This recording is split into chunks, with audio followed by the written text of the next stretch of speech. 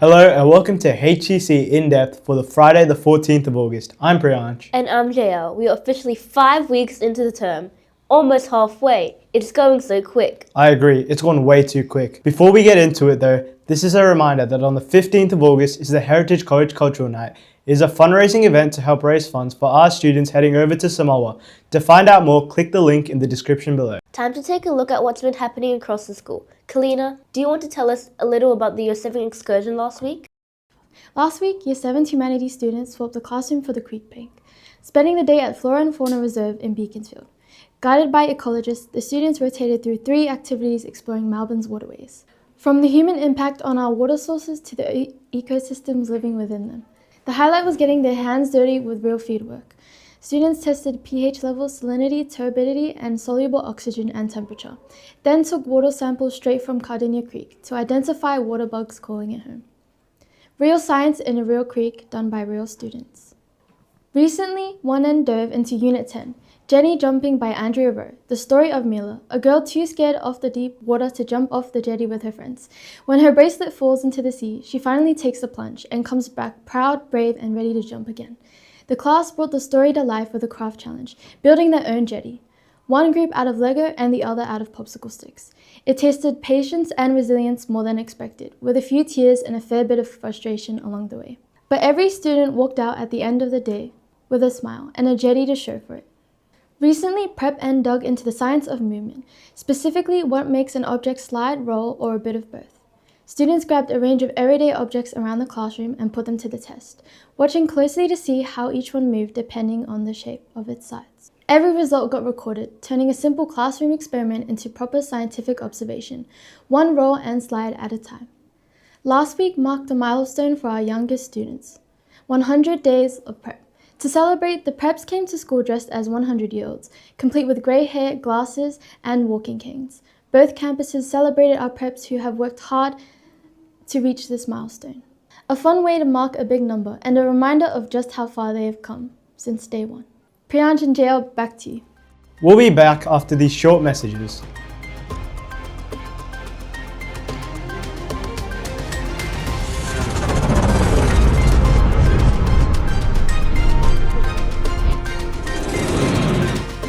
Welcome back to HCC In-Depth. Each week, we have streams read out a Bible verse, and for those who've been living under a rock, these are called our value verses. These verses are linked to our school values and can be found in things you might do in your life, and something that we like to uphold here at Heritage College. Let's see who sent a video through this week. Hi, I'm Mila. I'm reading Proverbs chapter 3 verse 27. Do not withhold good from those to whom it is due, when it is in your power to act. Another great value verse. Thank you for sending that through. If you'd like to read a Bible verse, ask your teacher and get them to record you, then have them send it through to the HCC In-Depth team. For those at home, simply scan the QR code for more information. For those who aren't aware, we like to show some stories that happen outside of the walls of Heritage College. Jasleen has more for us. Let's take a look at what's happening outside the walls of Heritage, taking a look at our local community. Down in Doveton, a brand new accessible activity trail has just opened at Mayuna Farm. It's a space built for the Riding for the Disabled Association, giving people with disabilities the chance to ride, connect with horses, and build confidence in an area designed just for them. Local volunteers from the Endeavour Hills Men's Shed even helped build parts of the trail themselves. It's a great reminder of what a community can achieve when it works together. Closer to home in Pakenham, local kickboxer Santo Joma, known as King Cowboy, has had an incredible year. He fled war in Sudan as a young man and now he's an Australian K1 kickboxing champion. He recently dropped by a Pakenham Taekwondo club to train alongside students and share his story of resilience. Proof that hardship doesn't have to hold you back. Over at one of our Adventist colleges, the annual school concert has just raised $14,000 for service projects. It's the biggest fundraiser the school holds each year, a tradition stretching all the way back to 2011. Music with a purpose, that's a win in our books. Up in New South Wales, students from Wahroonga Adventist School have returned from a mission trip called Storm Co, where they spend time serving communities across Tasmania. Adventist Mission has officially recognized their effort, and the students say the experience has inspired them to keep serving back home. Finally, heading overseas to Turkey, local fishermen and conservationists have tripled the amount of protected coastline along the country's Mediterranean coast. Sharks, seals, and turtles are now returning to waters that were nearly empty just a few years ago. It shows what's possible when a community decides to protect what they love. To find out more about these stories, check the links in the description below. That's all for Beyond Heritage. Will Melbourne do that thing it does best? Let's check with Raj to find out. It's a mixed bag this weekend. We start off fairly mild with a bit of sunshine, but the rain moves in from Saturday afternoon and sticks around right through to Monday. Grab the umbrellas because Melbourne's about to do what Melbourne does best. Friday, it's a low, 9 degrees Celsius, and a high 16 degrees, with conditions being partly cloudy, slight chance of an early shower. Saturday, we have a low, 9 degrees, and a high 17 degrees, with some partly cloudy. Showers likely later in the day. Sunday, it's a low, 10 degrees, and a high 15 degrees Celsius. Cloudy, with a high chance of rain. Finally, Monday, low, 9 degrees, and a high 14 degrees. Yet again, cloudy with rain on and off through the day. 4 seasons, 4 days. That's Melbourne for you. That's all for weather. Guess what time it is?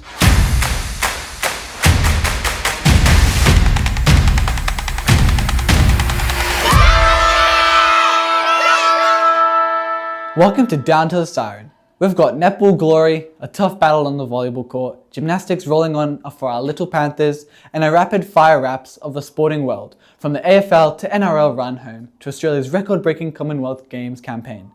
Let's get into it. Our lower primary students are still deep into their Sparta gymnastics program, building skills, confidence, and a whole lot of enthusiasm on the mats each week.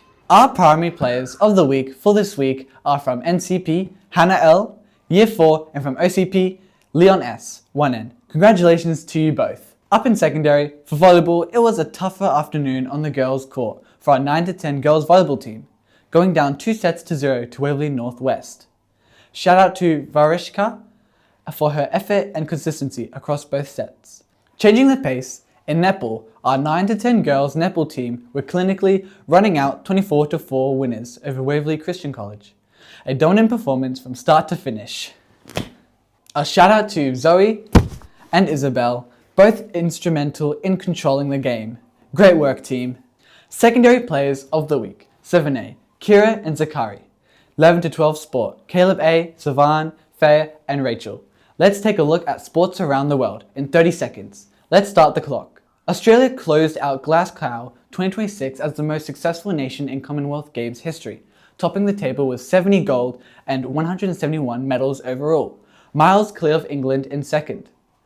Swimming led the charge, with Sam Short, Lani Pallister, and Jenna Forrester each claiming 3 individual golds, and Meg Harris racking up 6 golds across individual and relay events.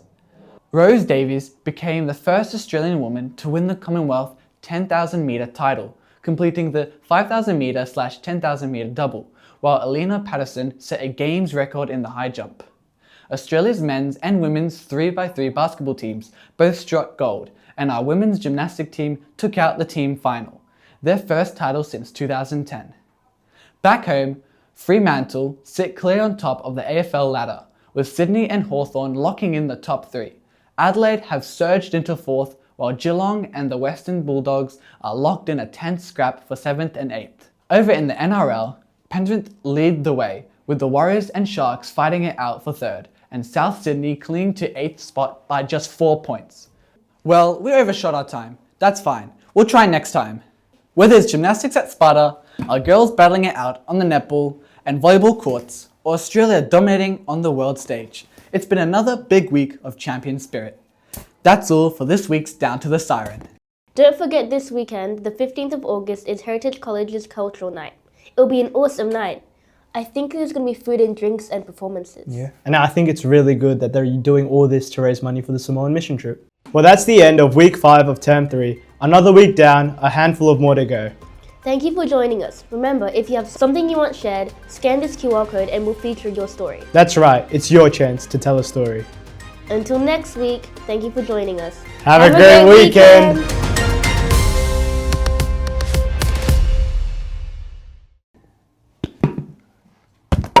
Netball and volleyball.